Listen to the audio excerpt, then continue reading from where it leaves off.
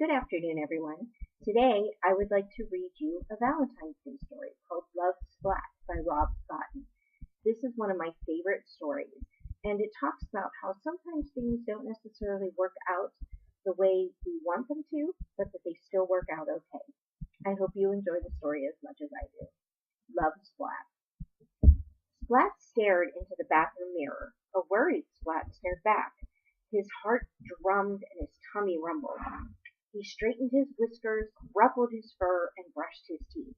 Today he wanted to look just right, for today was Valentine's Day. Splat made cards for everyone in his class, and he also made a special card for a certain cat in his class. Kitten. She had snowy white paws and pea green eyes, and Splat liked her more than fish sticks and ice cream. But whenever Kitten saw Splat, she pulled his ears and poked his belly, tied his tail and called him smelly, and then she'd run away. Why does she do that? Splat sighed. Seymour shook his head. Splat practiced his smile one last time and left the bathroom. His family wished him a very good morning. He ignored his breakfast and gazed at the little red envelope. On the front of the envelope, in Splat's very best writing, was a single name, Kitten. Splat tucked the envelope in his bag and left for school. His tummy rumbled loudly all the way. He was so busy telling his tummy to be quiet that he didn't see Kitten coming around the corner. Splat! Bumped into her. And when he tried to say sorry, his tongue turned to jelly and his legs wobbled like rubber, and his tummy rumbled louder than ever. This happened every time he saw Kitten. Kitten gave Splat a funny look. She pulled his ears and poked his belly, tied his tail and called him smelly, and then she ran away. Why does she do that? He sighed. Seymour shook his head. Later in cat school, all the class swapped their valentines. Splat sat at his desk clutching the little red envelope. I'll give it to her soon, he said to Seymour. But soon it was recess. Splat sat quietly on a bench, still clutching the little red envelope. He didn't see the cat sneaking up behind him. Boo! Cried Spike. Splat jumped and dropped the little red envelope.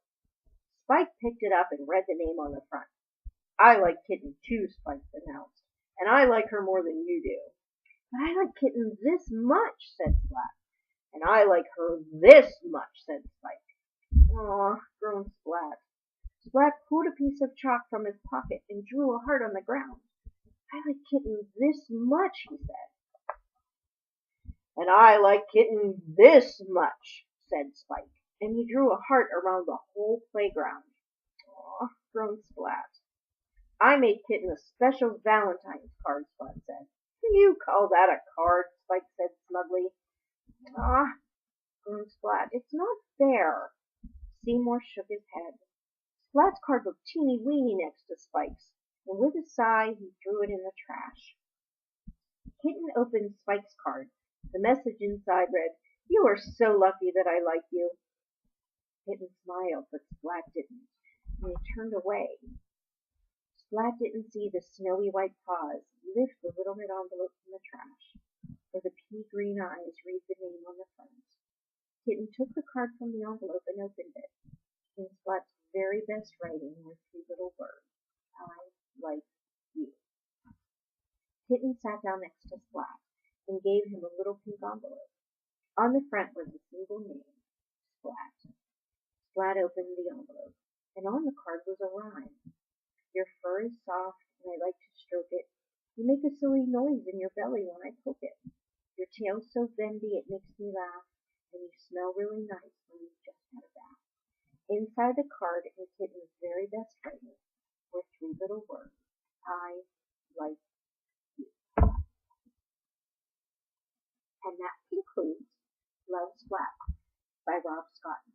And as you can see, even though things didn't work out the way that Splat had hoped, they still worked out okay.